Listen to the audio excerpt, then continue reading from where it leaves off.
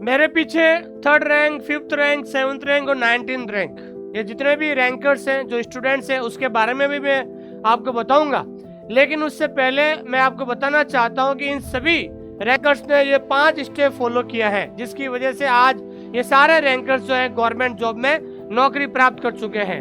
अगर आप भी लाइब्रेरियन बनना चाहते हैं तो आप 5 स्टेप को फॉलो करो, अगला लाइब्रेरियन आप बनोगे।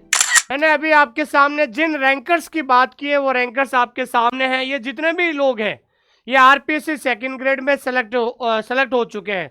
आपको पता है कि 300 पोस्ट आई थी, 300 पद आए थे, उसमें से करीबन 200 से ज़्यादा विद्यार्थी हमारे यहाँ से सेलेक्ट हुए, जिसमें देखो ये 5वीं रैंक, ये 7वीं रैंक, ये 17वीं रैंक जिन्होंने आरपीएससी 2nd ग्रेड में प्राप्त की है, जिसमें ये 18वीं रैंक, 19वीं रैंक और 52वीं रैंक। तो ये इस प्रकार के जो ये विद्यार्थी है, तो ये सारे जो विद्यार्थी हैं हाल ही में आरपीएससी 2nd ग्रेड में सेलेक्ट हो चुके हैं। और बहुत सारे विद्यार्थियों का हमने हमारे यूट्यूब चैनल पर इनका पॉडकास्ट भी करवाया था, हमने इंटरव्यू कराया। और जब मैं इंटरव्यू के दौरान जब भी मैं ये सवाल पूछता था तो उनका एक ही जो आंसर आता था कि सर हमने इस सफलता को प्राप्त करने के लिए 5 स्टेप को फॉलो किया है। वो 5 स्टेप कौन से हैं मैं आपको अगले जो है बताने वाला हूं दोस्तों। तो ये आरपीएससी में जो है यहाँ पर ये जो है सैकड़ों बच्चों ने हमारे यहाँ से सिलेक्शन लिया है। उसके बाद हम बात करते हैं यूजीसी नेट। हर साल में 2 बार यूजीसी नेट एग्जाम होते हैं। ऑल ओवर इंडिया के जो विद्यार्थी हमारे प्लेटफॉर्म से पढ़ते हैं, तो हर साल जो है बहुत सारे विद्यार्थी जो है यूजीसी नेट भी क्लियर करते हैं और कई विद्यार्थियों ने जेआरएफ भी निकाली है। और पता है पिछली बार जब ईएमआरएस की वैकेंसी आई थी तो आपको पता है कि ईएमआरएस में भी हमने बहुत सारे विद्यार्थियों को यहाँ से सिलेक्शन दिया है। ये ईएमआरएस में भी बहुत सारे विद्यार्थी सेलेक्ट हो चुके हैं। अभी हाल ही में आपको पता है कि राजस्थान हाईकोर्ट जोधपुर के अंदर मात्र 34 जो वैकेंसी आई थी, 34 में से करीबन 15+ विद्यार्थी हमारे यहाँ से सेलेक्ट हो चुके हैं, जिनके बारे में ये आप देख सकते हैं, उनकी फ़ोटो यहाँ पर लगी हुई है। और उसके बाद मुझे बहुत बड़ी खुशी हुई है कि जैसे अभी आरपीएससी 2nd ग्रेड का रिजल्ट आया, जब बच्चे पॉडकास्ट और इंटरव्यू के लिए आए थे और वो बहुत सारे विद्यार्थी मुझसे मिलने के लिए भी आए और जो है हमने उनके साथ जो है लंबी चर्चा भी की। आपने उनका इंटरव्यू और पॉडकास्ट देखा होगा। तो जब इन बच्चों से बात की तो उनके सामने बार बार वो यही जिक्र कर रहे थे कि सर हमने 5 स्टेप को फॉलो किया है। तो आइए हम बात करते हैं कि वो 5 स्टेप कौन से हैं दोस्तों।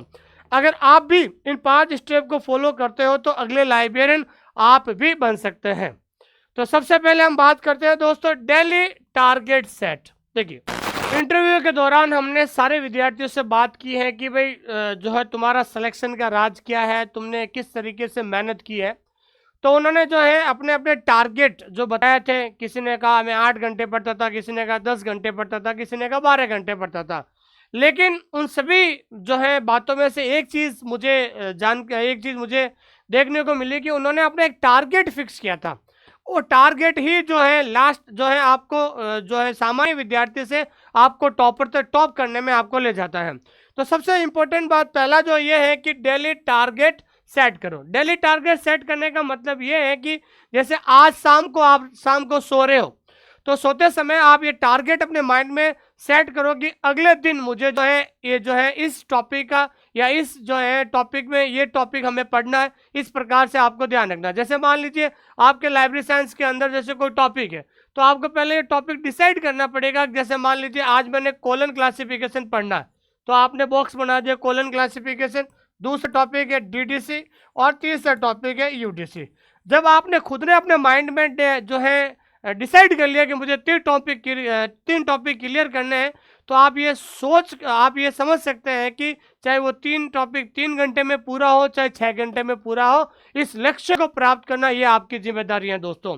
और एक बात मैं आपको बताना चाहता हूं कि जैसे ही आपके 3 टॉपिक पूरे हो जाते हैं, इसके आगे आप टिक लगा दो। इस तरीके से क्या है कि जैसे जैसे आप ये टॉपिक पूरे करते जाओगे, वैसे वैसे आपके अंदर कॉन्फिडेंस आएगा। मैंने बहुत सारे विद्यार्थी जो हमारे यहाँ पर इंटरव्यू देने के लिए आए थे, मैंने उनको पूछा कि भाई आपका पढ़ने का तरीका क्या है। तो उन्होंने मुझे एक स्मार्ट जो स्टडी है उसके बारे में बताया था। अब देखिए स्मार्ट स्टडी क्या है दोस्तों। सबसे पहले तो आपको ध्यान रखना है कि नो वेट फॉर वैकेंसी, कि आपको वैकेंसी का इंतजार नहीं करना। देखिए अगर आप वैकेंसी का इंतजार करोगे ना, तो नोटिफिकेशन आने के बाद जो है आप केवल सिलेबस ही पूरा कर पाओगे, बाकी एमसीक्यू और रिवीजन नहीं कर पाओगे। ये जितने भी विद्यार्थी हैं, मैं बताना चाहूँगा, ये 5वीं रैंक वाला जो विद्यार्थी है, उनको पता चल गया कि वैकेंसी आने वाली है, उससे पहले ही उसने पढ़ना शुरू कर दिया है। तो आपको पहली बात तो वैकेंसी का इंतजार नहीं करना। दूसरा एक चीज ध्यान रखना है, आपको कॉन्सेंट्रेशन का मतलब होता है एकाग्रत होकर पढ़ना है। तो जब भी आप पढ़ो तो एकाग्रत होकर पढ़ो, आपका पूरा माइंड जो है उसी चीज पर फोकस होना चाहिए। उस समय आपके आसपास जो है किसी प्रकार का शोर शराबा नहीं होना चाहिए, फोन ऑन आपके पास नहीं होना चाहिए, मतलब आपको डिस्टर्ब करने वाली कोई भी चीज नहीं होनी चाहिए। जिस टॉपिक को आप पढ़ रहे हो उस टॉपिक के अंदर आप पूरा डूब जाओ, ताकि कोई भी सवाल उस टॉपिक में से एग्जाम में पूछा जाए वो सवाल आपसे गलत नहीं होना चाहिए। तो कॉन्सेंट्रेशन बहुत ज्यादा जरूरी है। और तीसरी सबसे इंपॉर्टेंट बात है कि नोट्स, ध्यान रखना, नोट्स वो भी क्या है दोस्तों, सेल्फ, अपने खुद के नोट्स बनाओ दोस्तों। इन विद्यार्थियों ने भी कहा था कि सर अपने अपने अपने हाथों से हमने नोट्स बनाए। देखिए आप कहीं से भी पढ़े, चाहे आप ऑफलाइन पढ़े चाहे ऑनलाइन पढ़े, लेकिन अपने खुद के हाथों से जब आप नोट्स बनाओगे तो वो लंबे समय तक आपको याद रहेगा और एग्जाम से पहले क्विक रिवीजन में आपके वो नोट्स आपके काम आएंगे। और एक चीज हमेशा ध्यान रखना, जब आप पढ़ते समय आपके सामने बॉस, आपके साथी या आपके जान पहचान वाले बहुत सारे आएंगे, आपको ज्ञान देने की कोशिश करेंगे, वो किताब पढ़ो, वो किताब पढ़ो, ये नोट्स पढ़ो, वो नोट्स पढ़ो, लेकिन आपको एक नोट्स पर आपको विश्वास करना पड़ेगा। इन सैकड़ों विद्यार्थियों ने हमारे लाइब्रेरी साइंस के कंटेंट पर विश्वास किया और आज ये लोग आपके सामने गवर्नमेंट में लाइब्रेरियन की नौकरी प्राप्त कर चुके हैं। अब हम बात करते हैं तीसरे स्टेप के बारे में। ये तीसरा स्टेप जो है आपके लिए बहुत ज्यादा इंपॉर्टेंट रहने वाला है। अब तीसरा स्टेप क्या है दोस्तों, फोकस ऑन वीक टॉपिक, यानी आपका कौन सा कमजोर टॉपिक है। अब आपका कैसे पता चलेगा कि ये मेरे लिए कमजोर टॉपिक है, तो जब आप टॉपिक बाय टेस्ट दोगे तो टेस्ट का जो रिजल्ट आएगा उसके आधार पर भी आप पता लगा सकते हैं कि भाई कौन से टॉपिक में ज्यादातर क्वेश्चंस गलत हो रहे हैं। लेकिन मैं आपको लाइब्रेरी साइंस की बात कर रहा हूँ कि आपको पता है कि बहुत सारे विद्यार्थी जो है फाउंडेशन, जो पहला यूनिट है फाउंडेशन ऑफ लाइब्रेरी साइंस को लंबे समय पढ़ते आ रहे हैं, मैनेजमेंट पढ़ रहे हैं, कोई कंप्यूटर पढ़ रहा है, कोई रेफरेंस पढ़ रहा है, लेकिन सबसे इंपॉर्टेंट जो पार्ट होता है वो होता है आपके नॉलेज ऑर्गेनाइजेशन, यानी जिसे हम कहते हैं ज्ञान संगठन। देखिए नॉलेज ऑर्गेनाइजेशन वाला जो पार्ट है ये बहुत ज़्यादा इंपॉर्टेंट होता है, क्योंकि ये दोनों, इसके अंदर दो पार्ट होते हैं, क्लासिफिकेशन और कैटलॉगिंग। तो ये क्लासिफिकेशन और कैटलॉगिंग एक तरीके से आपके प्रैक्टिकल का पार्ट भी है। तो मेरा कहने का मतलब ये है कि ये थोड़ा टेक्निकल पार्ट है, इस पे आपको ज़्यादा जोर देना है, ताकि आपको पता है ना कि जैसे एग्जाम से पहले अगर आपका जो भी टॉपिक वीक है, अगर उस वीक टॉपिक पर आपको ज़्यादा समय दोगे तो एग्जाम से पहले उसका कॉन्सेप्ट पूरा क्लियर हो जाएगा और एग्जाम में उस टॉपिक से कैसा भी सवाल आएगा वो सवाल आपका गलत नहीं होगा। अगला और चौथा स्टेप आप सबके लिए बहुत इंपॉर्टेंट है। मैंने क्या कहा था आपको कि चौथा स्टेप है आपका प्रैक्टिस। प्रैक्टिस का मतलब अभ्यास। अंग्रेजी में कहावत है प्रैक्टिस मेक्स मैन परफेक्ट, अभ्यास ही एक आदमी को संपूर्ण बनाता है। देखिए जब आपका सिलेबस पूरा हो जाता, ठीक है ना, और सिलेबस आपको पूरा कैसे करना है, नोट्स बनाकर, ठीक है ना। तो नोट्स बनाकर जब आपका सिलेबस पूरा हो जाता है उसके बाद आपकी बारी आती है दोस्तों रिवीजन की। अब आप बार बार रिवीजन कर रहे हो, लेकिन जो आपका जो पेपर होता है वो एमसीक्यू बेस्ड पे होता है, ऑब्जेक्टिव होता है। लेकिन रिवीजन करने के बाद जब आप ज़्यादा से ज़्यादा एमसीक्यू सॉल्व करते हो तब आपके अंदर एक कॉन्फिडेंस आता है, क्योंकि उसके अंदर 4 ऑप्शन होते हैं, उन 4 में से एक आपको सेलेक्ट करना होता है। तो इसलिए रिवीजन आप साथ साथ करने के साथ ज़्यादा से ज़्यादा एमसीक्यू सॉल्व करो। एमसीक्यू सॉल्व करने से आपको ये पता चलेगा कि कौन सा टॉपिक मैंने डीपली पढ़ा और कौन से टॉपिक के सवाल जो है गलत हो रहे हैं, ताकि आप खुद एनालिसिस कर सकते हैं। देखिए आपके लिए प्रैक्टिस के लिए मैं बहुत जल्द आपके लिए 5000 प्लस जो है एमसीक्यू, जिसमें हम कह सकते हैं बायलिंगुअल एमसीक्यू की जो है बुक लेकर आ रहा हूँ, जिससे आपके अंदर एक कॉन्फिडेंस आएगा और अच्छी तरीके से आप प्रैक्टिस कर पाएंगे। और इस किताब की सबसे बड़ी खासियत यह है कि मैं पिछले 6 महीने से इस किताब पर काम कर रहा हूं और मैंने पूरी कोशिश की है कि हर टॉपिक में से जो सवाल इस किताब के होंगे, और अगर आपने इस किताब को अच्छी तरीके से प्रैक्टिस कर ली है तो आपको एग्जाम में बहुत ही लाभ मिलने वाला है। अंतिम और लास्ट स्टेप है वो है बिलीव का मतलब विश्वास। सबसे पहले ट्रस्ट ऑन यू, आप अपने ऊपर विश्वास रखो।